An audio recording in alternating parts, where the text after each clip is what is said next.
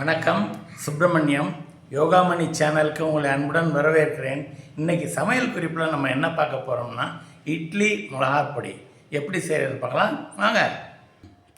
அனைவருக்கும் அன்பு வணக்கம். திருமதி சுப்பிரமணியம். சமையல் குறிப்பில் இன்றைக்கி நம்ம பார்க்க போகிறது இட்லி மிளகாய் பொடி, அதுதான் பார்க்க போகிறோம்.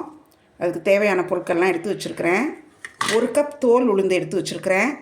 இது நல்லா டேஸ்ட்டாக வாசனையாக இருக்கும், அதனால தான் தோல் உளுந்து எடுத்து வச்சுருக்கிறேன். இது அவைலபிளாக இல்லைன்னா முழு உளுந்து, உருட்டு உளுந்து நீங்கள் எடுத்துக்கலாம். 1 கப் தோல் உளுந்துக்கு 1/2 கப் மிளகா வத்தல் எடுத்து வச்சுருக்கிறேன். 1/4 கப் பொரிகடலை எடுத்து வச்சுருக்கிறேன். 1 டீஸ்பூன் மிளகு, 1 டீஸ்பூன் உப்பு, 1 டீஸ்பூன் பெருங்காயத்தூள், இப்போ உளுந்து பருப்பு வறுக்கிறதுக்கும் மிளகா வறுக்கிறதுக்கும் நல்லெண்ணெய். அடுப்பில் ஒரு வாணலி வச்சு 2 டேபிள் ஸ்பூன் நல்லெண்ணெய் ஊற்றிருக்கிறேன். அதில் இந்த தோல் உளுந்து 1 கப் சேர்த்து நல்லா செவக்க வறுத்துறேன். நல்லா செவந்துருச்சு, நல்லா வாசனை வந்துருச்சு. அது கொஞ்சம் எண்ணெய் கூடுதலாக ஏன் ஊற்றிருக்கேன்னா, ட்ரை ரோஸ்ட் பண்ணாமல் இப்படி நல்லெண்ணெய் ஊற்றி இதில் வறுக்கிறப்போ இந்த டேஸ்ட் நல்லா என்ஹான்ஸ் ஆகும். இப்போ என்ன செய்கிறேன், இந்த பெருங்காய பொடி 1 டீஸ்பூன் இருக்குது இல்லையா, அதை இதில் போட்டு ஒரு கிளறிட்டு அடுப்பை அணைச்சிட்றேன். அடுப்பில் இன்னொரு சின்ன பேன் வச்சு 1 டேபிள் ஸ்பூன் நல்லெண்ணெய் ஊற்றிருக்கிறேன். காஞ்சிருச்சு. இந்த மிளகாய் இதில் சேர்த்து நல்லா வறுத்துடலாம். கொஞ்சம் மீடியம் ஃப்ளேமாகவே கூட இருக்கட்டும். நல்லா வறுப்பட்ட மிளகாயை இந்த கிண்ணத்தில் எடுத்து வச்சிட்றேன். இதை வச்சுட்டு நம்ம இதே எண்ணெயில் இந்த 1 ஸ்பூன் மிளகு எடுத்து வச்சுருந்தோம் இல்லையா, அதை வறுக்க போகிறோம். எண்ணெய் நல்லா சூடாக தான் இருக்குது, அதனால் அதில் போட்டோடனே இந்த மிளகும் நல்லா புரிஞ்சிடும். லோ ஃப்ளேமில் தான் வச்சுருக்கிறேன்.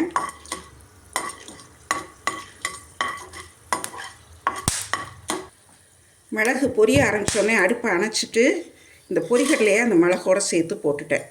இது ரொம்ப வறுக்கணுங்கிறது இல்லை, அந்த சூடு மட்டும் இருந்தால் போதும்.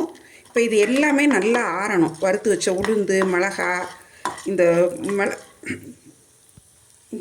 இந்த மிளகு எல்லாமே நல்லா ஆறட்டும். நல்லா ஆறினதுக்கப்புறம் மிக்சியில் போட்டு நம்ம திரிக்கலாம்.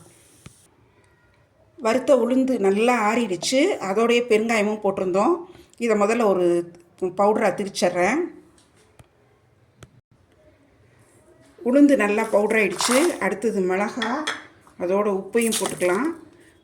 இது கார்லிக் டேஸ்ட் பிடிக்கும்னு வச்சுக்கோங்களேன், ஒரு 10-12 பூண்டு பல் உரித்து இதோடு சேர்த்து பொடிக்கலாம், நல்லாயிருக்கும் டேஸ்ட்டாக.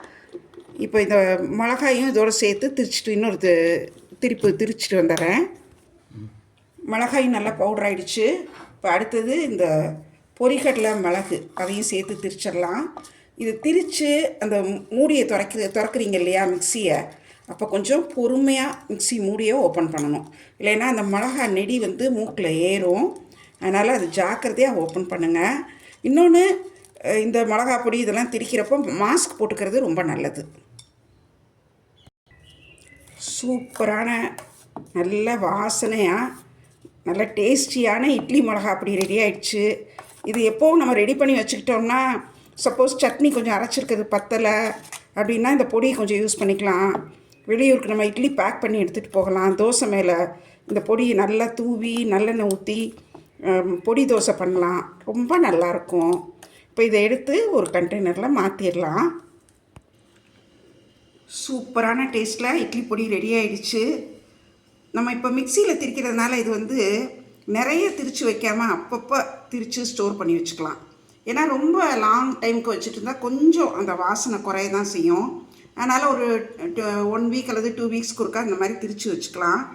அதோட இன்னொரு டிப்ஸ் என்னன்னு கேட்டிங்கன்னா, பிளாஸ்டிக் டப்பாக்களில் ஸ்டோர் பண்ணாதீங்க, அது இந்த வாசனையே போயிடும்.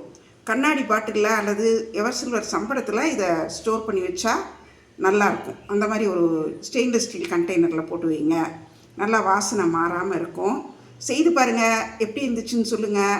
இந்த வீடியோவை லைக் பண்ணுங்கள், ஷேர் பண்ணுங்கள், எங்களோட யோகாமணி சேனலுக்கு சப்ஸ்கிரைப் பண்ணுங்கள். நன்றி, வணக்கம்.